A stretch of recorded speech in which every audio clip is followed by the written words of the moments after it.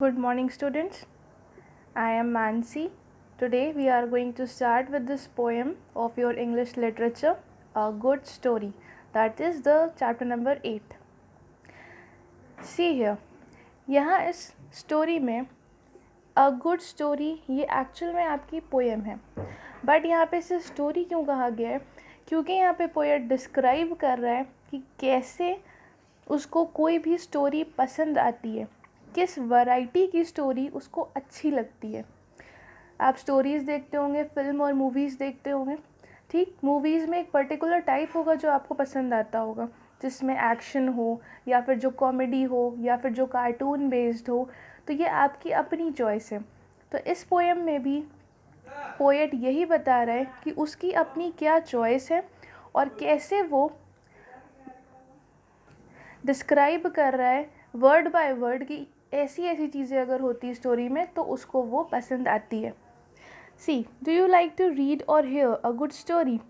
A story becomes good because it has many interesting elements in it. अब ये interesting elements person to person vary करते हैं कि आपको क्या पसंद है और उन्हें क्या पसंद है।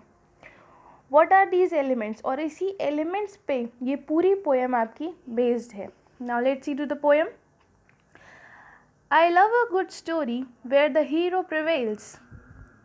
क्या बताया इसने कि वो स्टोरी, वो गुड स्टोरी इन्हें पसंद है जहाँ पे हीरो जीतता है, ठीक। प्रिवेल्स का मतलब होता है विन, जहाँ वो जीत जाता है।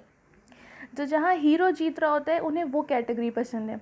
Where the princess is captured and the peasants tell tales, जहाँ पे प्रिंसेस को कैप्चर कर लिया गया हो, मतलब पकड़ लिया गया हो या किडनैप कर लिया गया हो। And the peasants tell tales, peasants means जो पुअर पीपल हैं, वहाँ पे वो स्टोरी बता रहे हो। Where the villains are scary, scary means डरावने, जहाँ पे विलन्स यानी कि जो नेगेटिव रोल में होते हैं, वो जो हीरो के ऑपोजिट होते हैं, जहाँ पे वो बहुत ही डरावने दिखते हैं। Wicked and cruel, the prisoners are sad and eat lots of gruel, जो प्रिजनर्स होते हैं, जो उनके बंदी होते हैं, वो बहुत ही सैड हों और वो क्या खाते हो? ग्रूअल। ग्रूअल इज़ एक्चुअली ओट्स, आपने ओट्स खाए होंगे।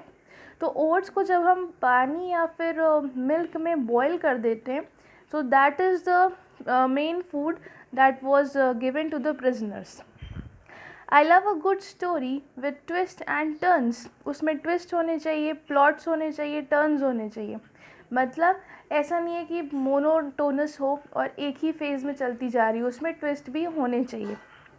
विथ फियरलेस हीरोज़, और हीरो कैसे होने चाहिए? बहुत ही brave. That have cuts scars and burns, मतलब उन्होंने ऐसी फाइटिंग करी हो जिस पे उनको कट्स मिले हों, उन पे कोई, उनकी बॉडी पे कोई निशान आ गए हों या फिर वो कहीं से जल गए हों। I love them suspenseful, dramatic and fast with humour terror, now those are a blast.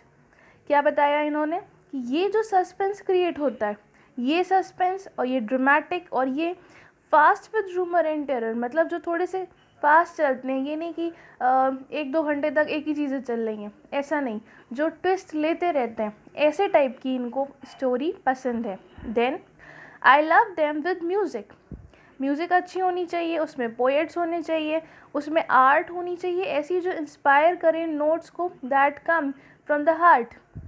मतलब इनको वो म्यूज़िक पसंद है जिसकी जो लिरिक्स हो और जो उसकी आर्ट हो वो उनके लिए इंस्पायरिंग होने, कहीं से वो मोटिवेट कर रही हूँ।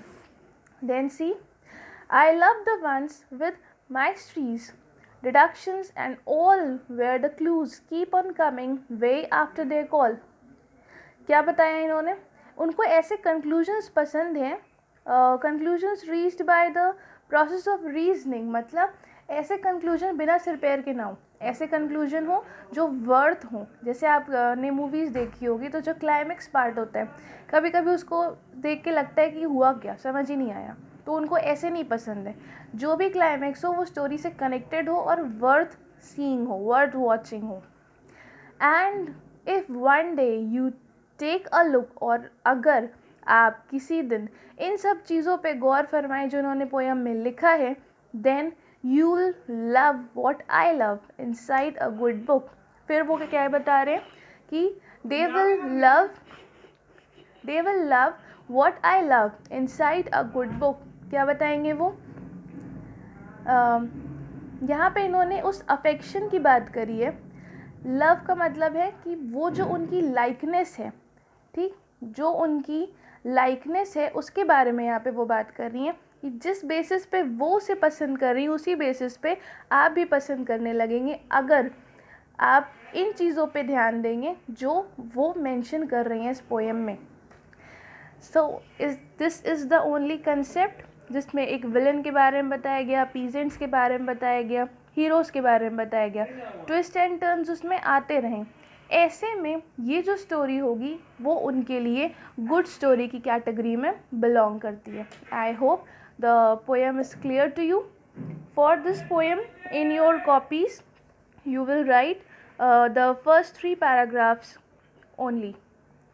Word meanings I will give you separately, and you have to write the word meanings, make sentences, and these 3 paragraphs of the poem. Thank you.